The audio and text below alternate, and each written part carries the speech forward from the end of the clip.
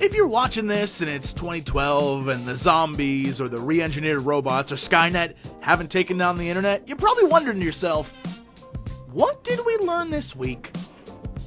Number 1! This week, we were informed by the Blizz Blues that in order to get more conquest points and to have your weekly cap raised, you needed to increase your rating. Which I thought we already knew, but after reading this, I had like one of those bing moments of realization. The only way you can do better in this game is to put more time into it. Just like with PvE, the more runs you do, the more marks you get, the more purples you can buy. Time involved equals reward gained. And right about now I feel like I'm in an Econ 101 class, but seriously, that's what it is, right? The same thing I guess can be said for everything in life, but when it comes to a game, shouldn't the more time you spend in it increase your enjoyment of it, not make you horrifically bored by the constant grinding of the same thing over and over and over again? I'm not really sure where I'm going with this, but I hope it at least sparks some type of discussion, because that was bugging me this week. Numero dos. Whoever this Simca character on MMO Champion is, I love you, and I thank you. We finally have a legit spawn chart for Halphus, and I couldn't be more happy.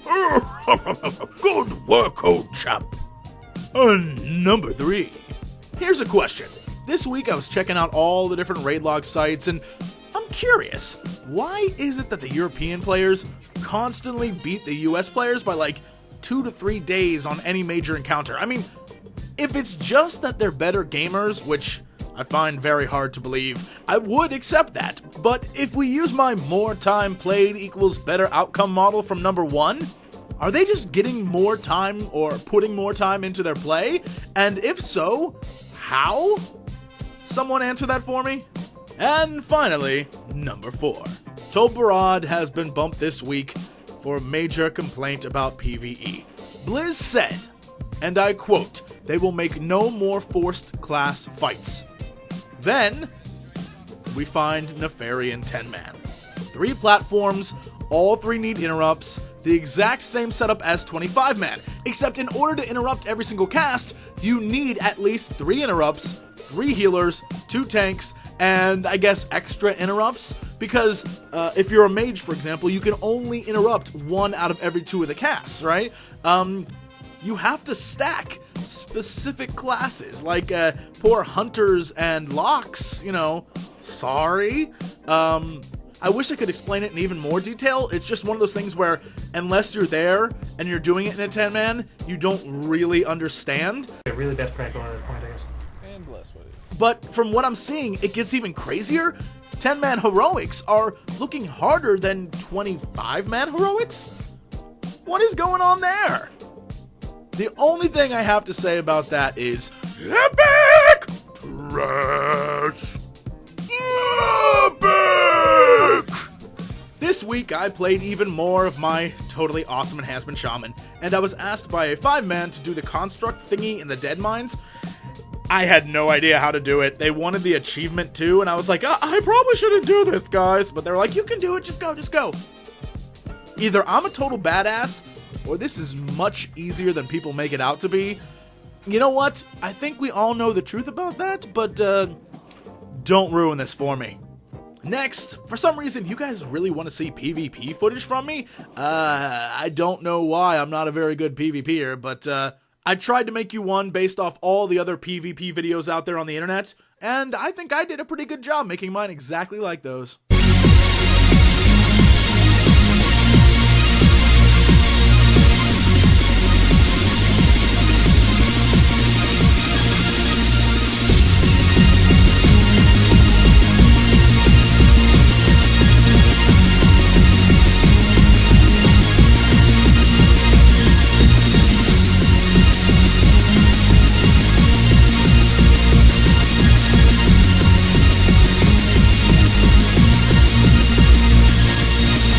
You know what? Nothing says raid like woot.com references.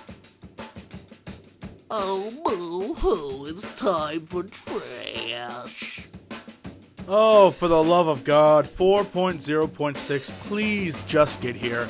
I am tired of going into fights that are clearly made for Chain Heal, and Chain Heal doing nothing. You know, I'm used to getting just beat down by druids in the healing department, but this is getting ridiculous. You know what? I'm sure some of you out there are like, you know what? It's actually just because you suck. Don't change the subject. This is about Blizzard sucking, not me. Only your responses! Biomatic asks, Dear Jesse, what is your opinion about private servers? Me, Intriga. Me, Jesse. What do I think of private servers? Do they run on private parts? Zing! I'll be here all night. Don't forget to tip your waitress. Woo! Nitro Duck says, 3K to 4K though. 3 to 4K? Psh, that's nothing. Let me just reach into my pot of gold. Whoa! It's gone! Damn you leprechauns! You stole me pot of gold! Anyway, yeah, I was actually talking about it this week with Total Biscuit about a PC and what he uses and what I should get, and he actually told me I should be looking for an i7-2600 processor, and turns out they got recalled or something? So yeah, I'm gonna hold off for a while because apparently my luck is horrible. That or TB is trying to sabotage me. I'll let you decide. And finally, we come to our failure of the week. This week's failure is another of the world PvP variety. I was doing the daily Glop quest, and I was alone at the time, and no one was in the cave with me, so I clicked on the troll Miss Cleo there, and just as I went to go start, an Alliance Rogue and an Alliance Boomkin ran into the cave and killed me. Now, admittedly, I was mad. You can imagine being tag-teamed is not the most pleasant thing. But not only did they ruin the quest for me, and forced me to wait, but check this crap out. I get back, and they're still standing around. Now, me, I figured they'd be in, escorting her, or doing something. Who knows what. But apparently, the troll chick never died, never respawned, and never came back. I can't even explain it, but these ass lickers somehow bugged the quest. So, it was around 2 full hours before the entire server could do this quest again. So, for these two douchebags who ruined the game not only for myself, but for the entire freaking server, I give you Failure of the Week! Anyway, guys, that's it. Thumbs up, subscribe, and as always, to be continued.